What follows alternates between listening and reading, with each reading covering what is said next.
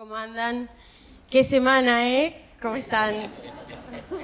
Todo bien, fingiendo demencia acá. Bien. Bueno, en principio, gracias por venir, por acercarse, gracias por coparse a Paula y a Semán. Porque Paula, Pedro falta también. Bueno, un poco la verdad que la actualidad y las noticias corren detrás de lo que pensamos para esta charla. Pero sí, quizás poner en inicio de esta conversación el triunfo electoral de Javier Milei para ubicarnos un poco en el panorama y saber que hay algo del espejo de eso que nos puede hacer reflexionar un poco. Creo que en primera instancia, como para abrir un poco la conversación, aclarar que el título es medio baitero, como se dice hoy en día, genera indignación, dice, ¿por qué me pegan a mí? ¿Por qué estoy en el piso? Ya ganó Milei. ¿Por qué siguen diciéndonos que tenemos la culpa de todo? Pero sí esta idea de reflexionar sobre, bueno, lo que hicimos, por qué llegamos hasta acá, y un poco dónde radica la responsabilidad del fracaso electoral, pero también algo de la propuesta política. Cuando charlábamos sobre por dónde arrancar, había algo de la pregunta sobre un poco qué es lo que hizo el progresismo como propuesta política y en qué falló concretamente para tener este revés político tan contundente como es un presidente que se dice anarcocapitalista, vamos a ver si eso efectivamente es así, pero que tiene una propuesta política bastante contundente, no solo en términos de programa político, sino también en términos estéticos de lo que la política es. ¿Qué tiene para responder el progresismo a eso? ¿Qué ven ustedes? ¿Cuáles son los elementos que quizás el progresismo dejó de lado o tomó o revalidó, tanto negativa como positivamente, ¿no? Como para arrancar. No sé quién quiere tomar la palabra. Varias entregas, ¿no? Entonces yo voy a sintetizar un panorama general y después vos me preguntás. Bueno, primero que nada, gracias por haber venido, por estar. Segundo, voy a responder anticipadamente una pregunta que me llegó por WhatsApp hoy a la mañana a través de un amigo que me preguntaban si yo era progresista o kirchnerista. Yo me considero progresista. El problema es que el progresismo es un barco que se partió en 1000 maderos y yo estoy agarrado de uno, qué sé yo, si estamos todos en el mismo, ¿no? Pero tiene que ver con lo que quiero decir al final. En principio, lo primero es, el progresismo tiene una larga historia y muchas significaciones. Fue progresista Julio Argentino Roca, y de ahí Orden y Progreso, como lo fueron los positivistas que gobernaron al fin del siglo XIX en casi toda América Latina, Porfirio Díaz, los primeros presidentes de la República Vieja de Brasil. Incluso algunos de los positivistas que gobernaron después en Brasil eran progresistas. Fue progresista Juan B. Justo, que tenía una visión socialista, si se quiere, más distribucionista y evolucionista y liberal. Y fueron progresistas, qué sé yo, Jacobo Timerman en la época de su desarrollismo. No me eximiría de dar el punto polémico de que hasta cierto punto Perón tuvo algo de progresista en un sentido muy específico. El progresismo fue una figura invocada sobre todo por el Partido Comunista para construir imaginarios camaradas de ruta de sus frentes populares que nunca existieron, porque el Partido Comunista es el fracaso más grande de la historia de la Argentina. Y entonces el Partido Comunista hablaba de los progresistas como esos que eran más o menos de izquierda, pero eran blandos, ¿no? Y en los 90 el progresismo, con la aparición del menemismo y la huella de dolor enorme que deja en la sociedad argentina, se reactiva como alternativa a un peronismo colonizado por el neoliberalismo y van pasando varias cosas. Y paso un segundo punto, que es el progresismo, por un lado se peronizó, porque el peronismo se hizo antineoliberal. Segundo, el progresismo se radicalizó progresivamente con las distintas etapas del kirchnerismo, que yo diría hasta el 2007 fue un progresismo de la esperanza, después fue un progresismo radicalizado y después fue un progresismo dogmático, pero en ese transcurrir el progresismo se fue haciendo peronista y se fue haciendo radical. Y el progresismo en ese mismo contexto se fragmentó. Hernán Banoli escribió un bellísimo artículo donde habla de progresismo blanco, institucionalista, de clase media, que no es tan distribucionista, marrón, que es medio como sindical, negociador, integrador, protector del sistema, y un progresismo celeste, que es, digamos, podríamos pensar en la figura del MTE y de la Bois.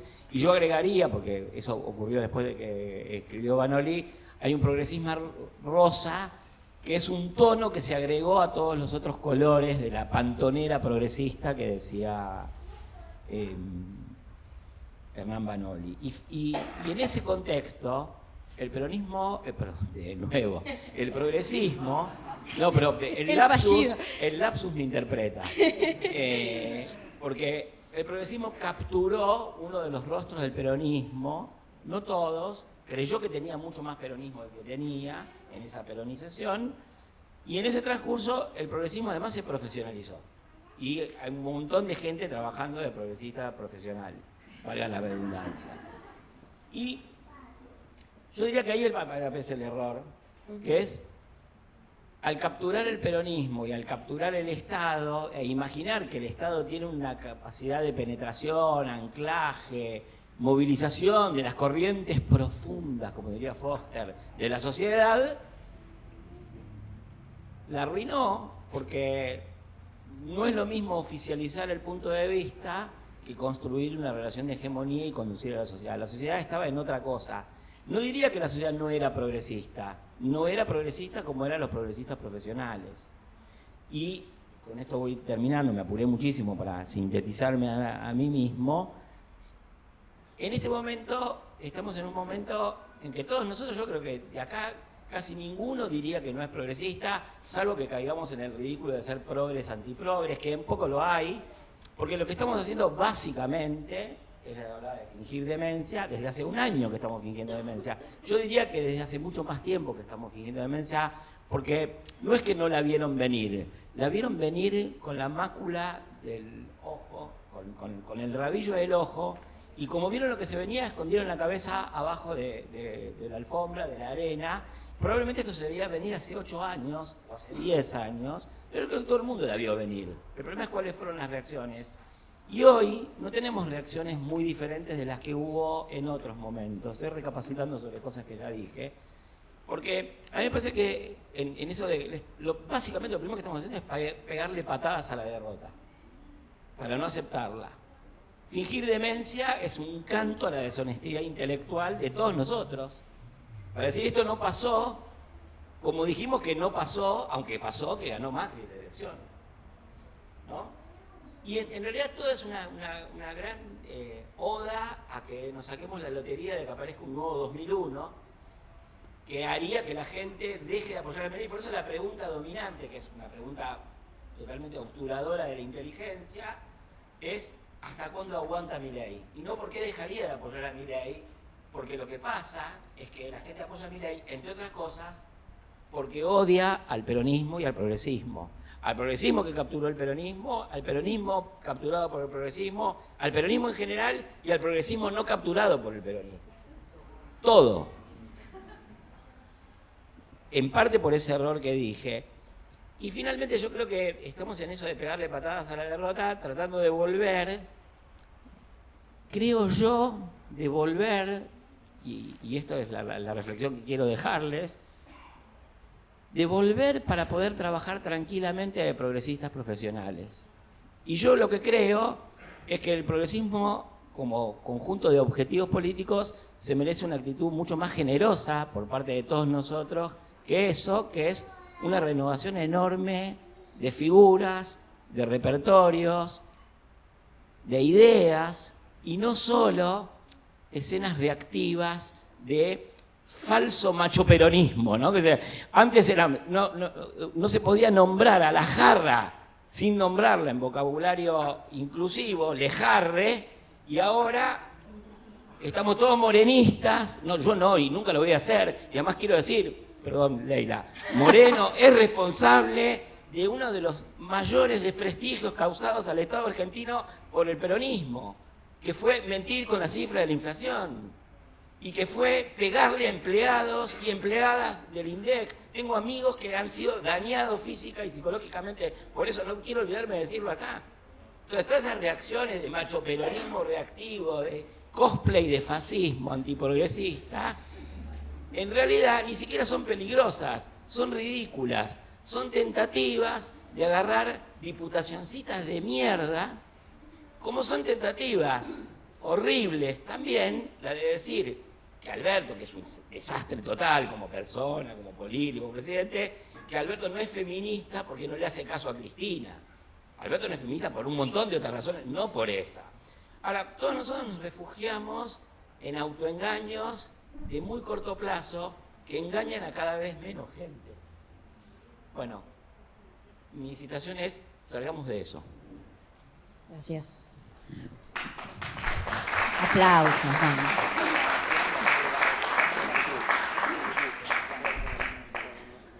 Dijo que venía tranquilo. Sí, avisó. Avisó. Bueno, ahora yo ya no sé mucho qué decir, sé que parte de estas risas son risas de nervios, y está bien, estuvimos toda la semana ahogándonos entre la risa y una copita de vino y o un vaso de whisky o más. Creo que cuando se cerró esta propuesta de charla, fue hace muchos meses, creo que fue en abril o mayo. No es que la realidad fuera muy distinta, sino que bueno, pasaron cosas estos últimos días. Y ese título baitero de por qué se puso de moda, yo una primera respuesta que tengo para dar es que se puso de moda porque es muy fácil. Porque es muy fácil pegar para abajo, porque hay algo de morbo en pegar para abajo, y ahora que Pablo decía esto de pegar patadas a la derrota, y aprovechando que estamos en una feria que tiene que ver con la literatura, pensaba en el cuento de Osvaldo Lamborghini, en El niño proletario. No sé si lo leyeron, pero me gustaría que lo lean. Lo pueden googlear, está online. Es un cuento de muy difícil lectura, pero que hace metáfora, ¿no?, con lo que está pasando. Que algo sea fácil no significa que, por supuesto, sea lo que hay que hacer. Y un poco como para retomar la pregunta inicial de las propuestas del anarcocapitalismo y de los puntos ciegos del progresismo, yo creo que La Libertad Avanza, por ponerle un nombre al anarcocapitalismo,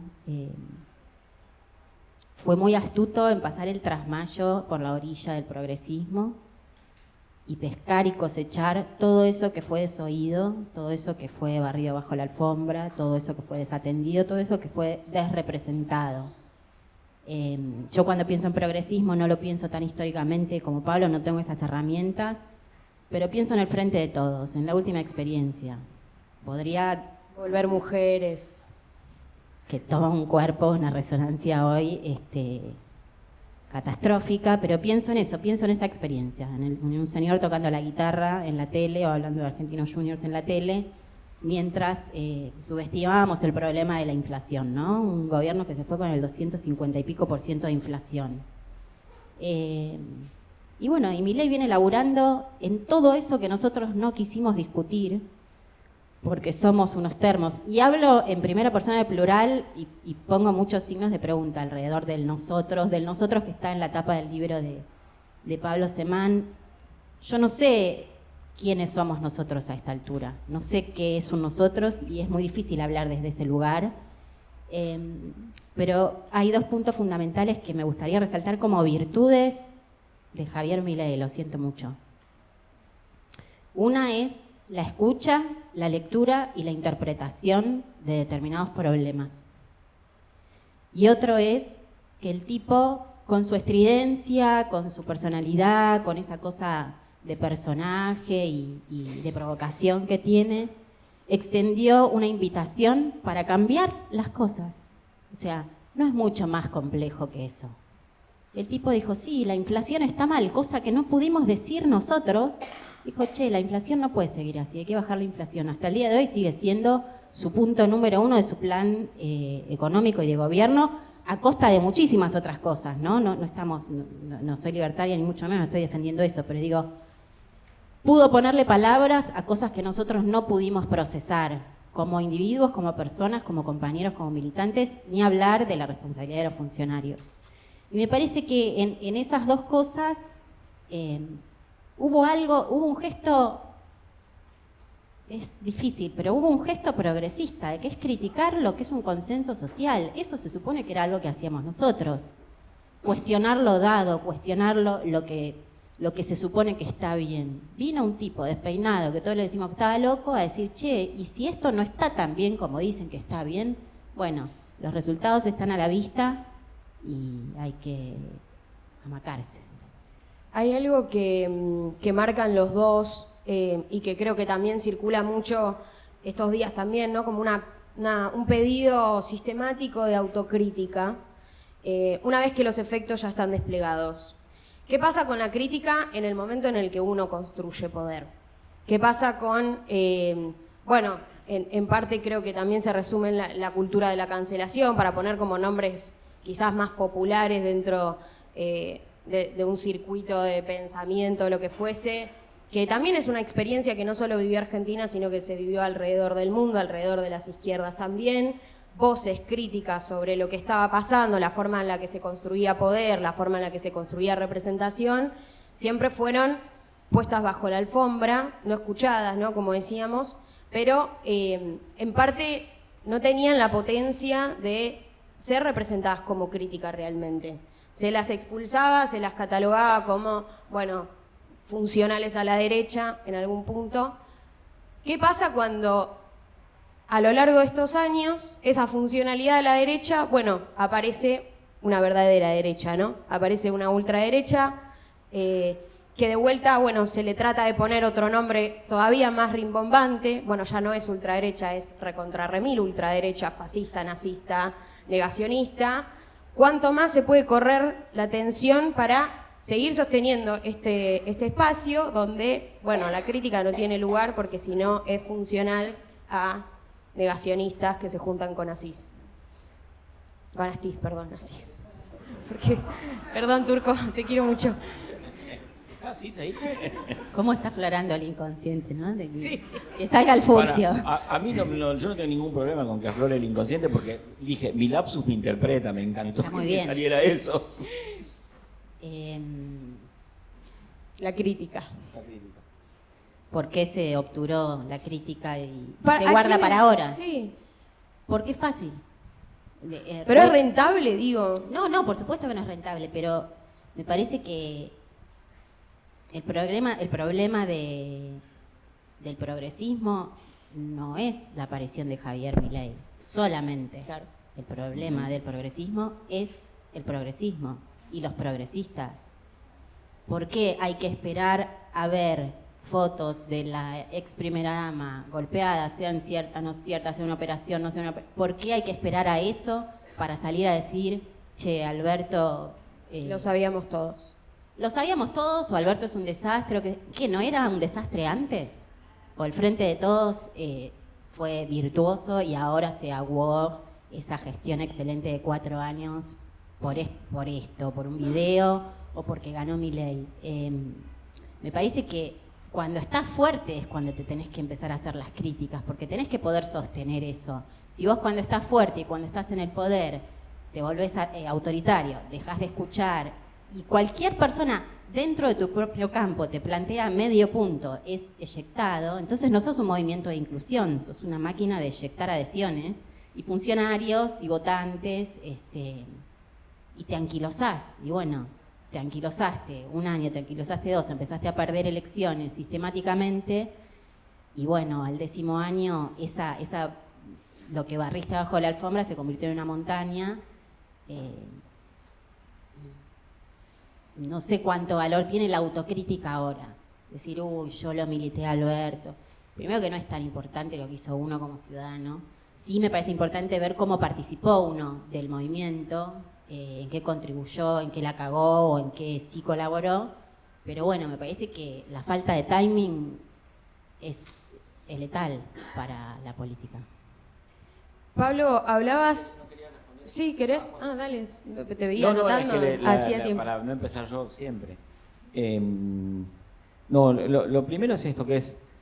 Yo creo que la autocrítica es parte del ejercicio de la vida política y además, a veces la autocrítica es decir, bueno, me equivoqué, lo hago distinto, y otras veces decirlo públicamente. Y una de las frases repetidas del kirchnerismo, desde que perdió la primera elección en 2013, digamos, o antes, era que denigrar la autocrítica bajo la categoría de autoflagelación. Entonces no se podía hacer una autocrítica porque era autoflagelación. Y yo la verdad es que quiero reivindicar la autoflagelación. Porque ¿qué es la autoflagelación? Es ponerle el cuerpo a la crítica. No es decir, cometí un error y en un documento interno y hacerlo circular secretamente y después que, digamos, salimos de nuevo, sino es decirle, compañeros, me equivoqué. Y sí, o sea, es durísimo salir a decir me equivoqué. Y tiene algo de sufrimiento. Quizás no hay que exacerbarlo. Bueno, está bien. Segundo, yo creo que hay un nosotros virtual, no digital, potencial, que es, nosotros somos los que, por ejemplo, estamos acá y creemos que podemos decir con algún grado de autoridad, por alguna razón, hay que ir para allá, ¿no? Y que tenemos, qué sé yo, 3 valores en común: la educación pública, la igualdad y el respeto a los derechos humanos. O sea, ese nosotros que se embarcó, como yo también, en el kirchnerismo y en el progre-kirchnerismo. Bueno, a eso también yo lo llamo progresismo, no necesariamente hay que llamarlo así. Tiene que tener un sentido de la innovación, como reclamás vos, que creo que sí, porque si no el progresismo se vuelve conservador y es una contradicción en sus propios términos. Creo que, digamos, dentro de la autocrítica cabe una crítica a los supuestos sociológicos. La verdad, somos todos políticos y somos todos sociólogos. Y está bien, yo no creo que haya ejercicio ilegal de la sociología, ¿no? Entonces, todos tenemos supuestos sociológicos de cómo funciona la sociedad. Y hemos creído que, por ejemplo, por llevar al Estado una determinada visión de mundo, eso se imprime mágicamente en la sociedad, y a eso lo hemos llamado construcción de hegemonía, que no tiene nada que ver con construcción de hegemonía. Justamente el invento de la palabra hegemonía en Gramsci era para decir la producción de un sentido para la vida social y organizar la dominación reside en la sociedad civil. Había que transformar la sociedad civil, eso reivindica la cuestión de la militancia. Pero, y hay otra cuestión que son los supuestos políticos del progresismo, que es que, y ahí hay una gran renuncia al progresismo en la medida que se peronizó, que es que se dio a una teoría de la jefatura política que no tiene ni pies ni cabeza, que es la jefatura infalible, pero que ni en la mentalidad de la Inquisición el Papa era tan infalible como lo era Cristina en la mentalidad del progresismo cristinista. Es así. A ver, yo quiero decirles, el Partido Comunista de China, el Partido Comunista de Vietnam, el franquismo, el laborismo, el Partido Comunista Italiano, el Partido Demócrata de los Estados Unidos, digo, cualquier organización política tiene decisiones más colegiadas que el respeto irrestricto a las 7.544 jugadas anticipadas que hay que concederle a la jefa, porque ella lo que hace está bien. Así fue la aprobación de la elección de Alberto, entre otras cosas, ¿no? Entonces, esa concesión del progresismo, que justamente tenía una idea de, bueno, yo fui dirigente estudiantil, conozco y fui dirigente político y sé que el poder no es un jardín de infantes.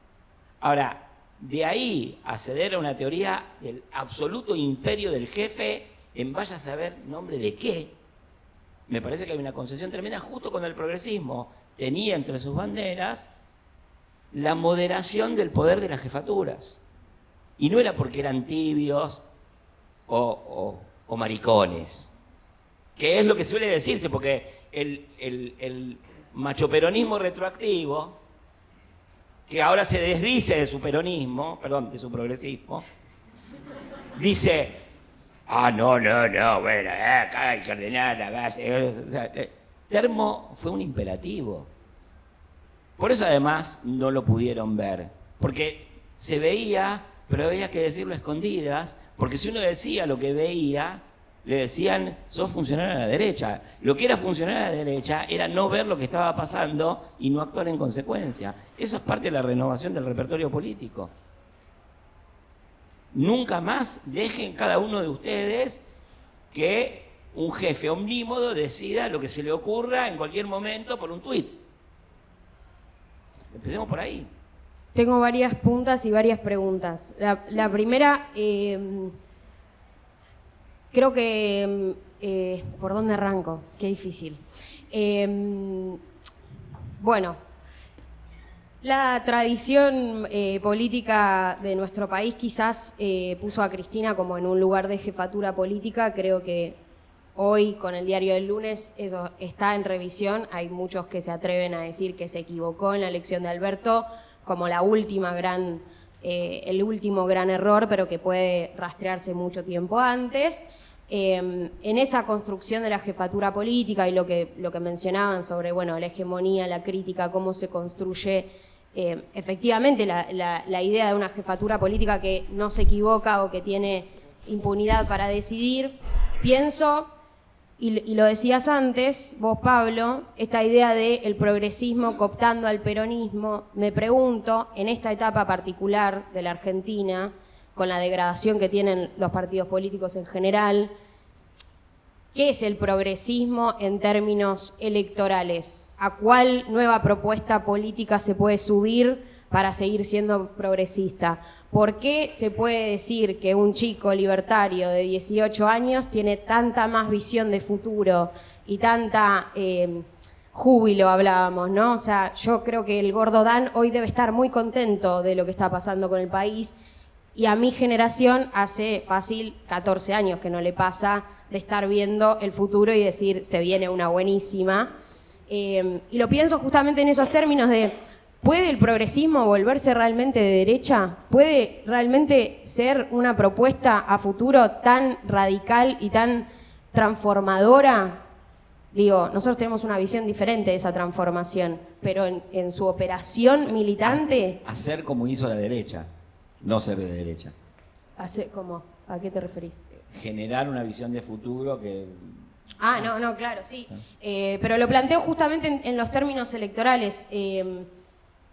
¿Qué cosa nueva tiene que cooptar el progresismo para seguir siendo vigente y transformador como, bueno, alguna vez se supo ser? Yo creo que ese nosotros, y voy a tratar de ser más breve, que somos los que decimos hay que ir para ahí, para defender los derechos humanos, la igualdad, la educación pública, el desarrollo económico, y eso que llamamos el progresismo, que terminó en una derrota tremenda, tiene que regenerar también su repertorio político. Y la primera cuestión para regenerar el repertorio político es bajar la expectativa de volver.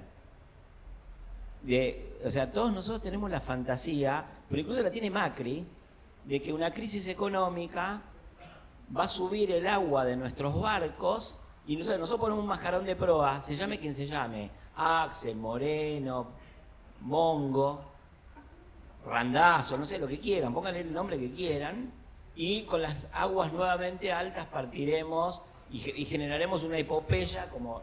La verdad es que para mí no hay que pensar en términos electorales. Sí. Yo en eso soy profundamente reivindicativo de las tradiciones militantes de las izquierdas o del peronismo en la resistencia. Lo primero que hay que hacer es recomponer en nosotros. Por eso la autocrítica es fundamental. Hay que pedir perdón casa por casa. Y el que crea que porque va a ganar una diputación en 2 años, está aportando algo al progresismo o a ese nosotros, está equivocadísimo. Equivocadísimo. No sé qué va a pasar en las próximas elecciones.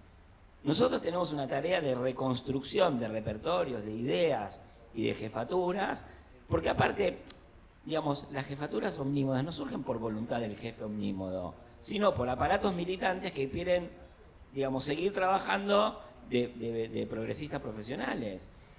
Una estructura política es una cosa que le dice a un líder, sos vos, sos vos, sos vos. Esta estructura política es la que le dice a Cristina, sos vos, sos vos, sos vos. Cristina va a estar con las pelotas llenas de eso. Y para mí pensar en elecciones es un poco como, soy yo, sos vos. No, es otra cosa. Es realmente regenerar un tejido político. Es una tarea mucho más desafiante. Yo no sé si lo voy a ver, digamos, como... Tengo una ventaja que es ser viejo. Y para mí la política no fue siempre el estar cerca de donde se deciden las cosas, como durante el kirchnerismo, que tenía alguna cercanía. Tuvimos 40 años al margen. Y la verdad, ¿saben qué? Hay vida inteligente fuera de la militancia profesional del progresismo, y hay trayectorias dignísimas, heroicas, transformadoras. Y hay que volver a ser societalista. ¿Qué sé yo qué va a pasar con las elecciones de diputados? No sé. Estoy muy de acuerdo con Pablo, que me parece que pensar en términos electorales es la prolongación del error, es la prolongación de algo en lo que no nos estamos deteniendo a pensar. Para mí es como un momento de recogimiento. No sabemos qué va a pasar en las elecciones porque no sabemos qué va a pasar cuando volvamos a abrir nuestros teléfonos o cuando prendamos la tele hoy a la noche en casa mientras nos comemos una pizza. Pensar en términos electorales me parece eso, una prolongación, y me parece que sí, que es un trabajo que la verticalidad no te sirve de nada si la flecha va de arriba hacia abajo, que tiene que ser al revés, que tiene que haber una reconstitución de un tejido y un poco salir del encierro. Yo soy escritora y mi trabajo es construir imágenes con la palabra. Yo puedo, si me dan un ratito y una compu, puedo hacer una descripción de lo que está pasando acá adentro y decir, bueno, había un grupo de progresistas mirando a 3 progresistas. Pero podemos mirar por la ventana también y ver lo que pasa en Plaza Los Andes, y de hecho podemos salir de acá y podemos ir a dar una vuelta también, ¿no? Como salir de ese cascarón en el que nos metimos todos o que tuvimos que permanecer adentro para no dejar de pertenecer y empezar a pensar la vida en otros términos. Yo creo que una persona que está vendiendo ropa usada arriba de una manta sobre el pasto, cagado de frío para su sobrevida, no está pensando en términos electorales, está pensando en cómo modificar su vida material, si es que puede, si es que tiene alguna chance. Y bueno, y ahí hay que recuperar una habilidad y hay que recuperar la escucha, y para recuperar la escucha hay que recuperar la humildad. Y este es un tiempo, para mí, de recogimiento y de humildad. Loco, la cagamos, loco, los cagamos, tenemos que rehacer. Y que todo este quilombo de opereta mediático, de la vida de Alberto Fernández, si sirve para que mucho de ese funcionariato, de esa élite política, se tenga que borrar del mapa para hacer lugar en el barco o para reconstruir el barco, bienvenido sea. Pero me parece que no se resuelve con un dedazo, ya lo comprobamos. No se resuelve en la verticalidad, no se resuelve diciendo es Sergio Massa. Chicos, salimos a militar a Sergio Massa como si fuera Churchill, con 257% de inflación. O sea, digamos, ¿quién está loco? Quería retomar expresiones tuyas, porque la humildad no es un don natural. Muchas humillaciones causan humildad. De ahí la necesidad de la autocrítica y sí de la autoflagelación, perdón. Y parte de esa humildad y esa humillación, en el sentido más etimológico, tiene que ver con que nosotros no tenemos mucho para decir, sino mucho para escuchar. Porque hay un fenómeno estructural. Nosotros somos termos no solamente de la orga o del proyectito político al que pertenecemos, que pueden ser 10.000, 100.000, 150.000 personas. También somos termos de la sociedad política ampliada, que son 4 millones de personas, en un país de casi 50 millones de personas. Entonces, los que pertenecemos a los que somos termos de ese nosotros, que somos elementos políticamente activos de la sociedad, que asumimos la idea de que es importante estar acá mientras hay un sol hermoso afuera, escuchando a unos tipos que son progresistas autocriticándose del progresismo, es porque pensamos que podemos estar acá y adquirir una herramienta para decir a dónde vamos o para poder pensar, aunque sea para nosotros mismos, a dónde hay que ir. Ahora, lo que no sabemos, y hemos insistido en tener la menor cantidad de noticias posibles sobre lo que no sabemos, es que lo que pasa con los manteros.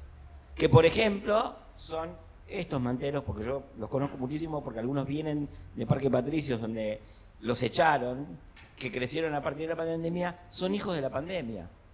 Y son hijos de nuestra idea y nuestra ilusión de que, por ejemplo, la pandemia iba a hacer retornar el Estado por el fuero sanitario. Y entonces dijimos, en abstracto, quédate en casa. ¿No? Sin saber todo lo que estaba pasando con los que no se podían quedar en casa y a los que obligamos a que se quedaran en casa. Porque si viniera alguien de la estratosfera y estudiase la historia argentina en ese periodo, se daría cuenta que hubo argentinos que fueron declarados no esenciales y que justamente eran los que tenían que poder salir día a día para poder seguir viviendo. Eran tan no esenciales que podían morirse. Y fíjense además que en Argentina tenemos 150.000 muertos de la pandemia, que todavía deberían dolernos, no los hemos llorado lo suficiente, y algunos de esos 150.000 muertos de la pandemia no pudieron ser velados por sus familiares, y nosotros somos teóricamente los que sabemos del problema de no encontrar un cuerpo. Parece que no aprendimos nada de eso. Fuerte. Pero es lo que pasó, ¿eh? Sí. Es lo que nos critican. La mirada, voy a cambiar contundentemente de tema, perdón, pero la mirada caricaturesca que construimos sobre Javier Milei, y aparte, digo, quizás retomo un poco esto de lo que charlábamos, porque en definitiva construimos un personaje lo suficientemente anormal, ¿no? Para sentirnos diferentes, pero a la vez ellos hicieron lo mismo con nosotros, ¿no? El Elle al gato, que igual fue nuestra marca registrada, resume un poco, quizás de manera banal también y superficial, algo que en las profundidades tenía muchos más sentidos.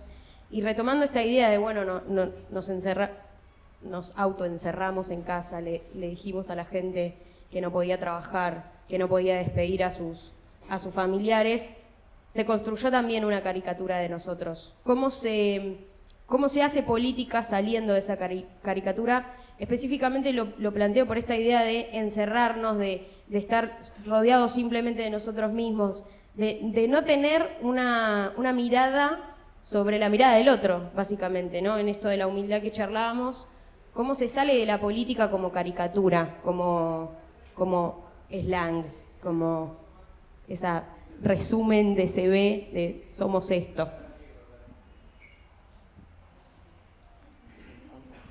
Pienso en las autopercepciones, ¿no?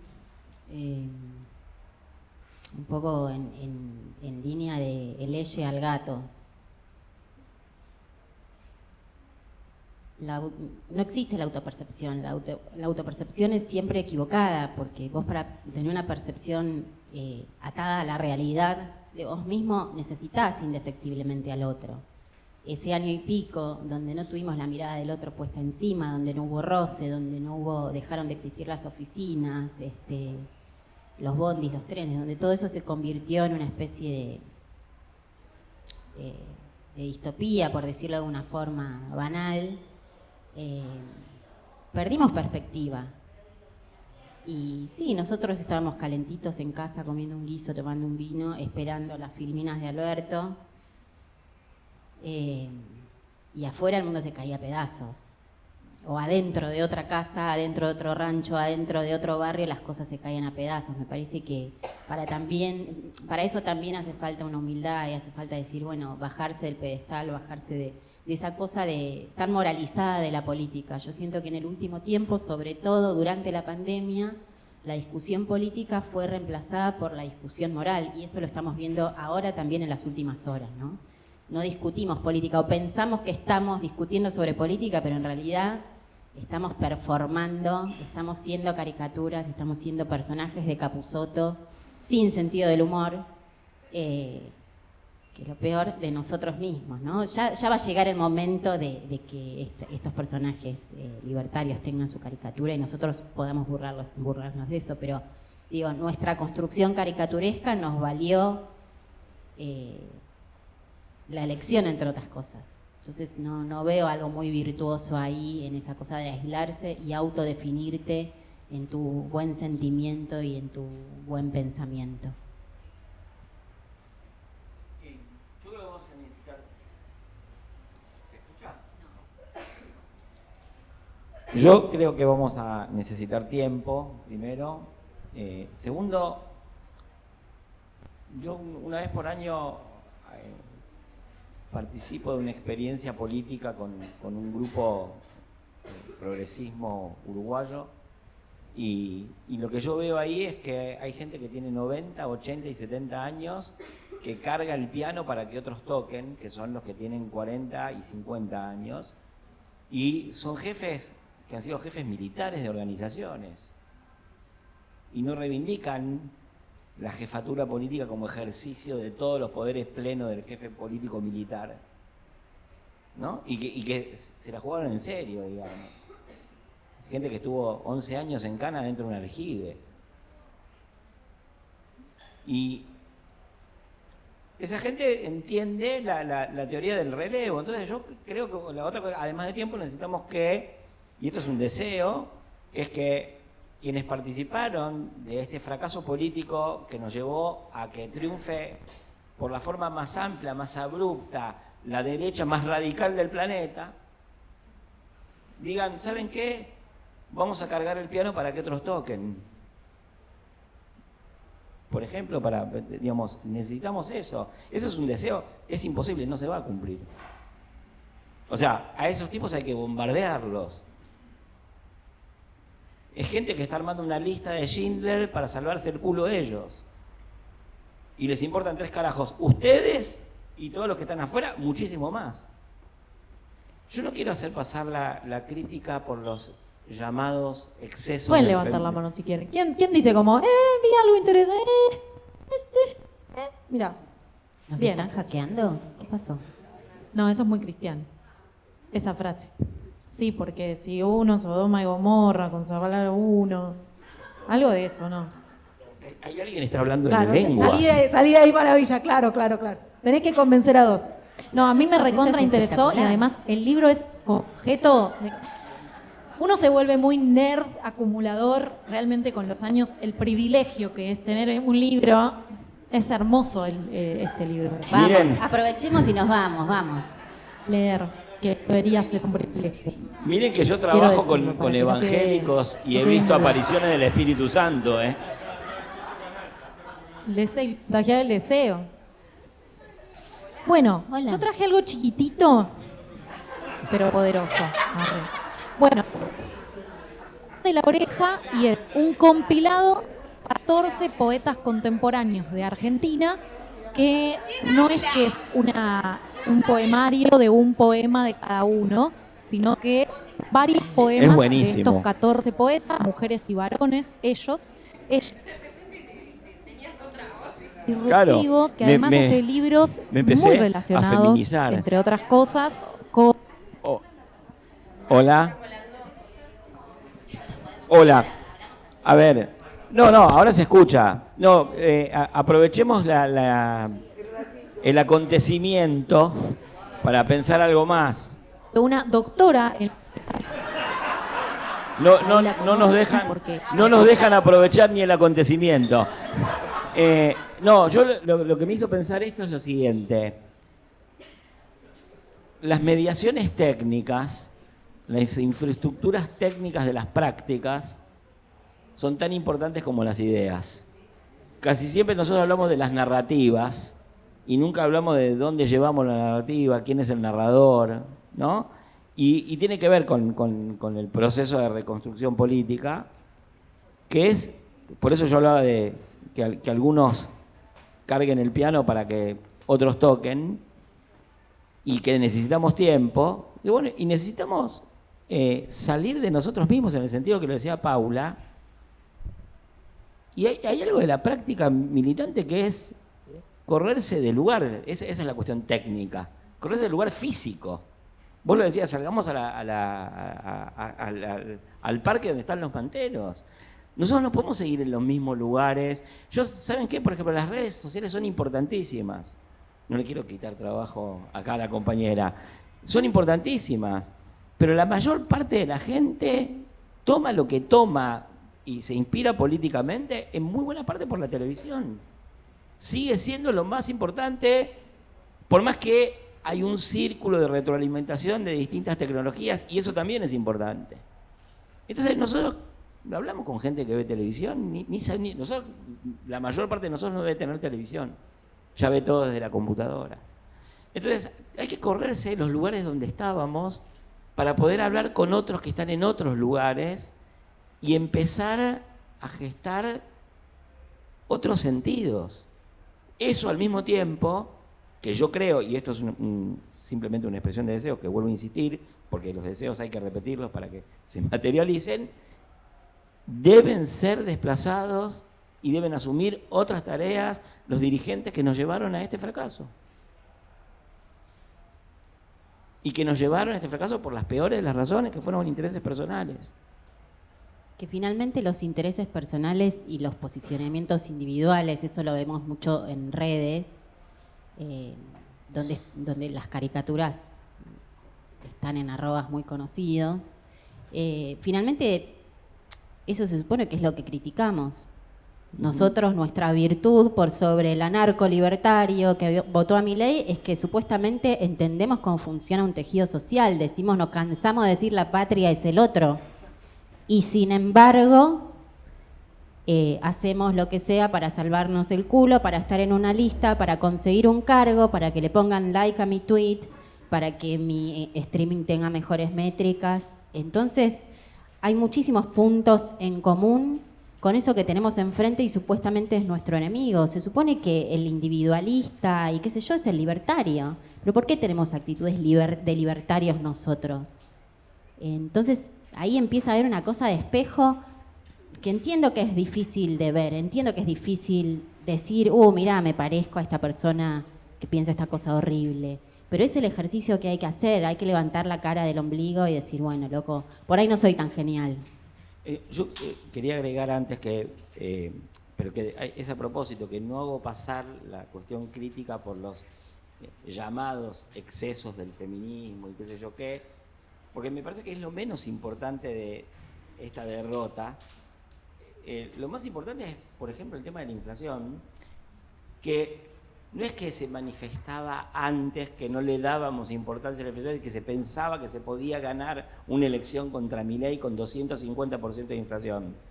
Yo hablo contemporáneamente con gente como ustedes, que muchos deben estar en contra del gobierno, con dirigentes políticos, incluso con dirigentes políticos del PRO, que son opositores a Milei, por distintas razones, y preguntan por qué la gente lo sigue apoyando.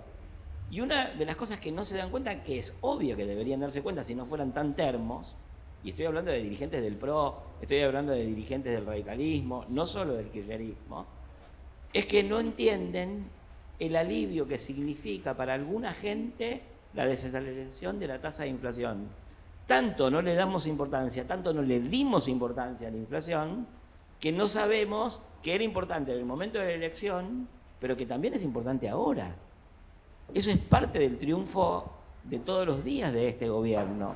Y quería leerles un tuit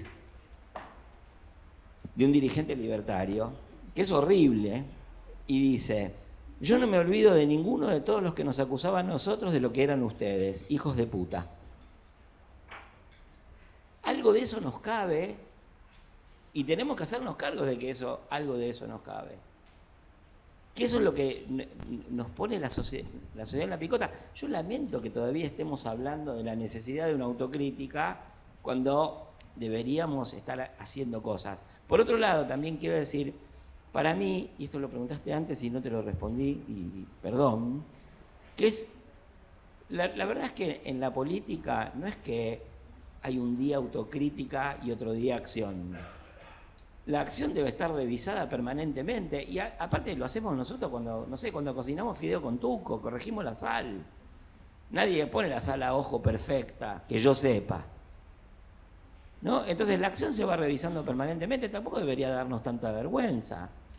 Debería darnos vergüenza que llegamos a tanto en piloto automático, que llegamos a tanto diciendo, no, lo que pasa es que no entendieron, vamos más fuerte, gritemos más, peguémosle. Solo nos faltó eso.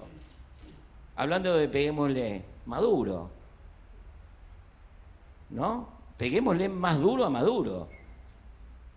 ¿De dónde sacamos que progresismo puede llevarse bien con el escándalo electoral que se viene armando en Venezuela?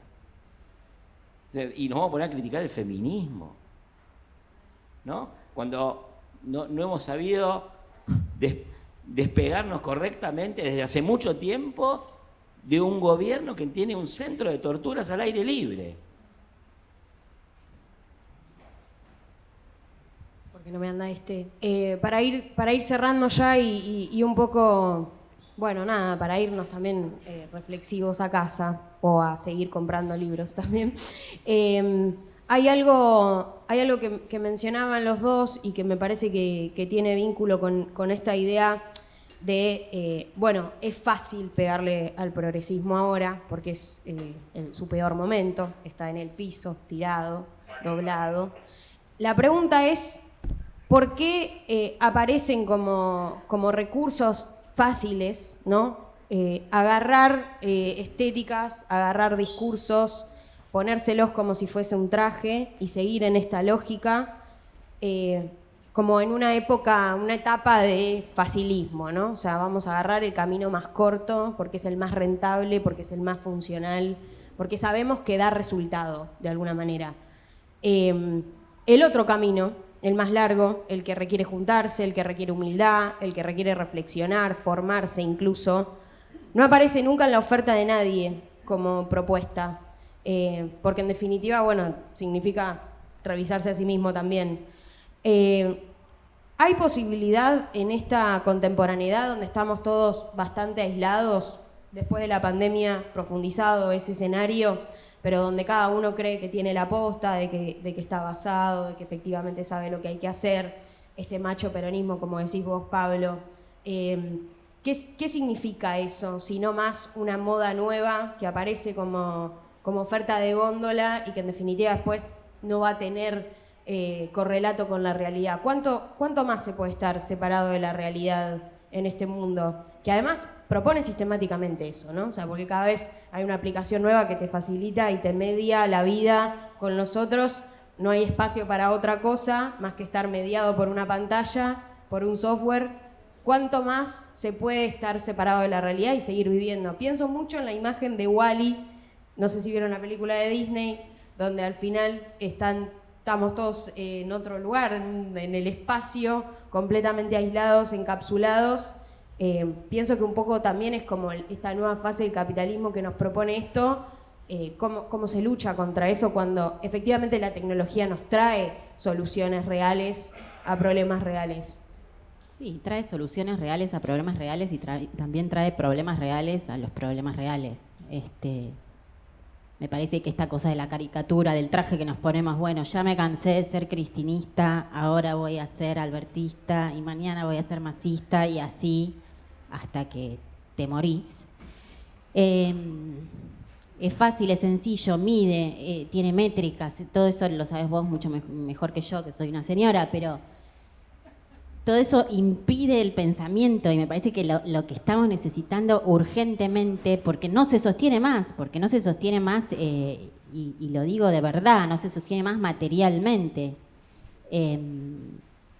Necesitamos abandonar esa lógica, pero abandonar esa lógica es un poco reconocer que estamos, vos usas una palabra que no voy a decir ahora, pero que estamos muy penetrados por la lógica del mercado.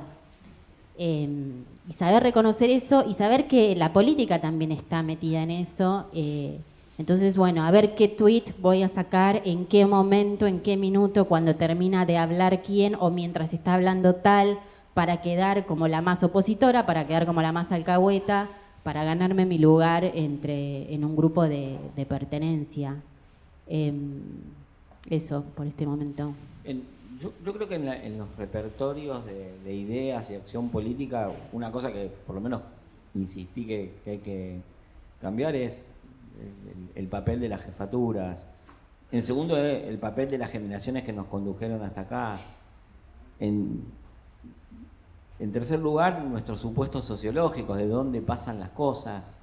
Y yo agregaría esto, que es, nosotros nos hemos comprado una idea de que la política es el momento expresivo de la política, que es cuando nos ponemos la camiseta, nos ponemos el pañuelo, nos ponemos el merchandising de la causa que sea, naranja, roja, azul, marrón, verde, la que sea, y salimos a la calle y nos encontramos todos y nos abrazamos y vemos que somos muchos y creemos que somos todos, ¿no?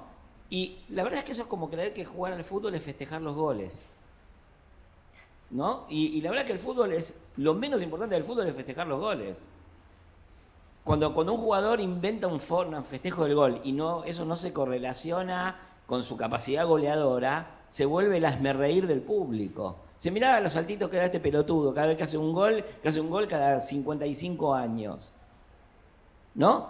Y a nosotros lo que nos falta para compensar, y muchísimo, es todo un momento de obra gris de la política, que sí, son reuniones. En nuestro caso es menos decirle a nadie lo que tiene que hacer que escuchar lo que nos digan que tenemos que hacer.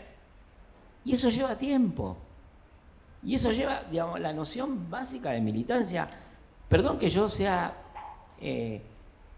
tan poco estatal en mi mirada de la política. No sé, yo me crié, gracias a Dios, la Virgen, los Santos Evangelios, en una experiencia de proletarización comunista y atea, ¿no? Hasta los 14 años, además. Entonces yo, o sea, qué sé yo, aunque no hubiera querido, tenía que hablar con los vecinos.